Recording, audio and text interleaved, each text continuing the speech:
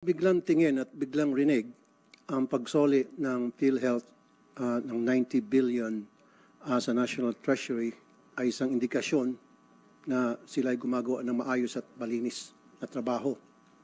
On the other hand, if you look deeper, it will appear na ang PhilHealth ay incompetent, tamad at hindi nag-iisip. As early as May this year, nagsoli na ang PhilHealth ng 20 billion.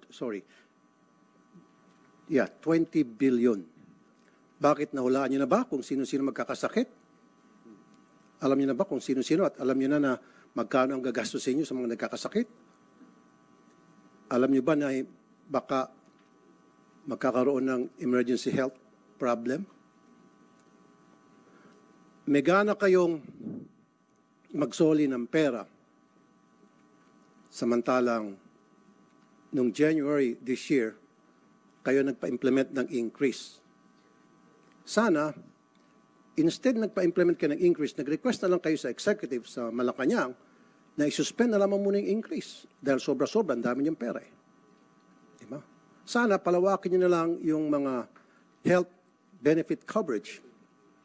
Nandiyan yung sa mga maintenance medicine, nandiyan din yung sa dental, na marami ako nakakusap na mga dentist na sinasabing mahina ang ating dental services. Mahina yung pagtulong ng gobyerno sa mga mahirap ng kababayan para mapangalagaan ang kanilang kalusugan sa ngipin. Isa pang nakikita kong problema sa PhilHealth ay yung pagiging incompetent nila sa koleksyon. Every single day sa programa ko sa Wanted sa radyo, pila-pila yung mga employees na kinakaltasan sila ng kanilang mga employer para contribution sa PhilHealth, and yet hindi na-remit ng PhilHealth yung kanilang mga contribution. Wala bang maayos na sistema ang PhilHealth to go after these employers? Meron na bang mga nakasuhan ng mga employers na hindi nagre-remit sa PhilHealth? And I want to see those records kung meron man. Isa pa, marami tayong mga kababayan na naghihingalo. Nabanggit ng mga kasamahan ko, yung iba namamatay dahil kulang sa medisina, sa maintenance lalo na. Yung mga nagkakasakit sa lungs, kasakit sa puso.